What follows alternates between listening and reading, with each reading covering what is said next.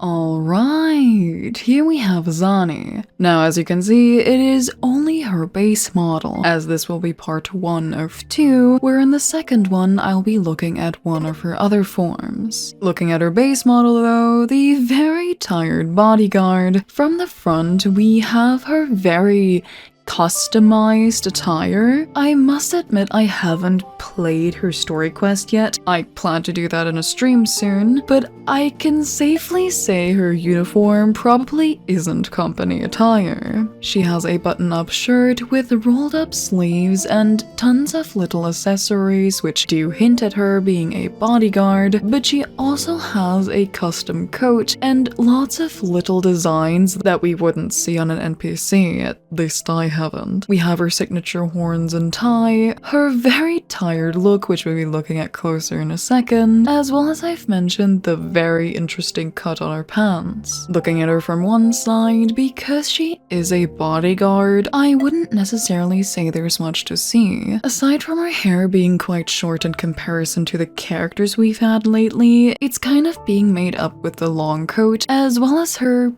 as you can see, very stiff tail.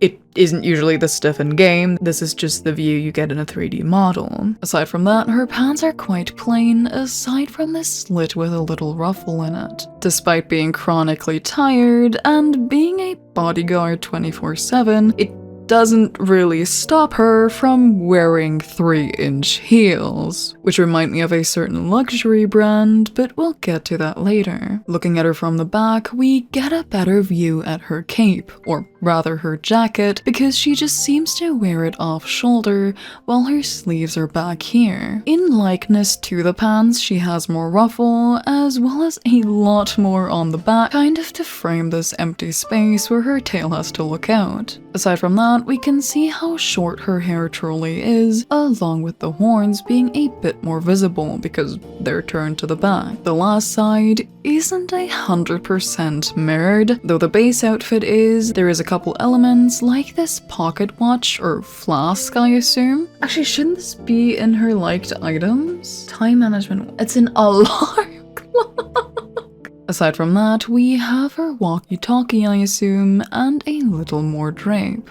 Starting from the top as usual, her face, horns, and tie are arguably the most striking part of her. As I mentioned before, she is very chronically tired, and this reflects quite well on her face. Let me quickly cut her up. As you can see, compared to the other characters which do wear eyeshadow, this one wears the eye bags as eyeshadow being drawn on, along with little stripes that are actually modeled onto her face, just so her eye bags can freely move around with her eyes whenever she closes them or does different actions.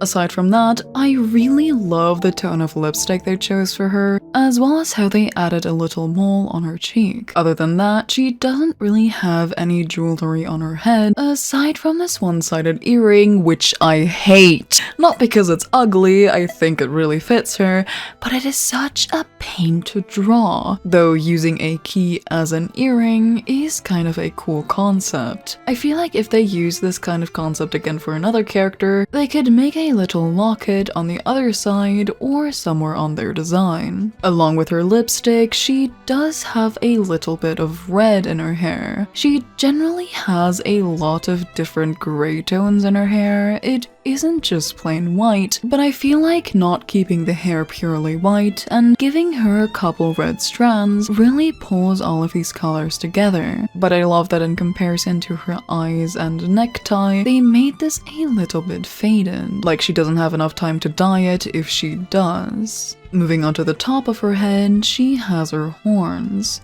I don't really know if they ever said what kind of animal or being she is. I know the popular theory was these are goat horns or demon horns, but I think along with her tail, they're supposed to be more demon-y than goat. A really cool detail on them is the subtle color shift in between the layers. The most outer layer is quite bright, with the inside being a darker blue and then fading slightly into red. Aside from the subtle coloring, she also has little chips and dents in her horns. And knowing she's a fighter and a bodyguard, this is such a cool detail. Moving further down, we do have her very customized uniform.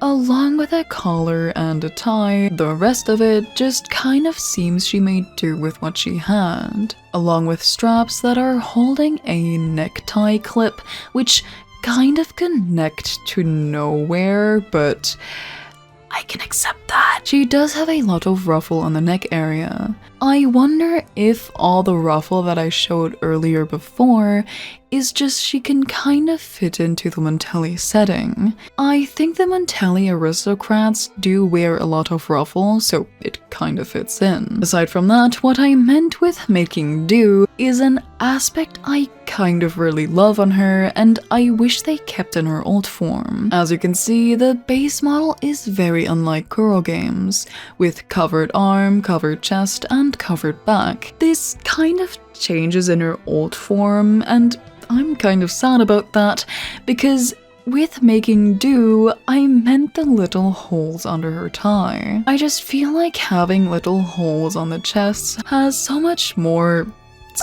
appeal to me than just having open everything, but that's just my opinion. Enough staring at her chest though, let's move on to her arm. They aren't completely mirrored, but the only difference between them will be the arm accessory and the gloves. Talking about that, the dress shirt kind of just continues here, with the stripe pattern moving down to the cuff, which is pulled up a little, probably so she can fight easier. The cuff does seem very complex with a lot of layers that I don't really understand, but it looks hot, so it doesn't matter. Looking at the only accessory on her arm though, she has a little armband with the Mantelli symbol. It's clipped around her arm with this clip, and it's just solid black. There isn't much more to it, which I think is just so it seems a lot more professional, and she doesn't have anything random dangling off her arm. Otherwise, there isn't anything else on her arm, so let's move down to the gloves, which in her case are very, very detailed. I haven't seen this level of detail on any of the other gloves the characters wear, aside from the seams and the lots of creasing, because it is a glove. You can actually see her nails under are a bit sharper. I don't know if this is intentional or just so the glove fits around her bones, because this is separate completely. She doesn't have anything skin or hand-like under this, which I can actually show you here. She does have her gloves down here, but around the texture, there's no singular sign of an actual hand. Also, if you want a reference of the shading of the horns, you can see it quite well here. Looking at the other arm, her glove doesn't really have much more than the other one, aside from a couple straps holding it up. Though I don't really see a difference between this one and that one, I guess the straps are just so it doesn't look the same. Aside from that, the arm accessory she has on this one seems to be a little walkie-talkie type thing. You can't see what is inside really, but judging from the wire going down here and being secured in her armband, I can imagine it's some sort of communication device. I do really like this little bag. It has a lot of cute detail, but I wish it would have just been a little bit bigger. This seems a bit small for a walkie-talkie, but maybe they're just phone-sized in this world. Removing her coat and balding her, you can see that there is a bit more detail under it. There's a little red strap apparently holding up the coat just so it doesn't slip off her shoulders, which is a really nice addition. Usually the characters with looser coats don't really have anything holding them up, so having some sense brought into the outfit is really nice to see. Aside from the zippers at the front, she has a little hole on the back of her pants, as well as another zipper being secured by belts. The hole is quite form-fitting, only allowing her tail to go through. Talking about her tail, there isn't much special about it, aside again the demonic theme with the tipped tail. Looking closer at only the coat, it's pretty much black and white, with having a little gradient on the inside and having grey, white and black ruffle on the outside, with the only real color switch being the gold details. She has padding up here which is holding it to her shoulders, along with this thing which I think the red clip is attached to. There's an engraved Mantelli symbol back here with little arrows showing which strap goes in where, which again is a really nice detail to the logic of the whole outfit. Aside from that, a lot of this is 2D, which I kind of understand since you don't really see the ruffle moving around when she's fighting, and there's enough moving around anyway with the separation of the arms and separate ruffle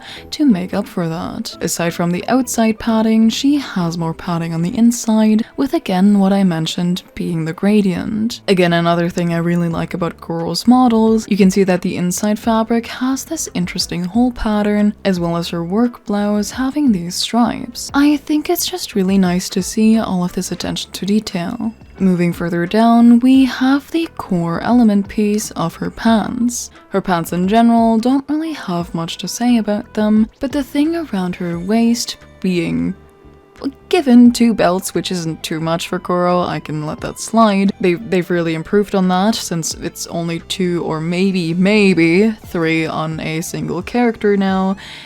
In comparison to someone like Alto. She has the very same little bags on her waist that she has on her arm, though this time there is no little wire or anything giving away what might be inside. Going around it, there's just more little clips and gold details, with nothing really sticking out to mention. One thing though that I didn't really notice, aside from the zippers, she has little triangles here with what I assume to be writing. I don't really know why, but she also has them on the back, so I suppose it's just for symmetry. I also kind of have to wonder how thin her pants are, because you can see her skin kind of through it, along with this stomach, which aside from that, we have the alarm clock I mentioned before. I do think it's kind of interesting she carries around a Mantelli embedded alarm clock with her. Like, it isn't just like a pocket watch or a flask, which I thought at first. It's probably so she could just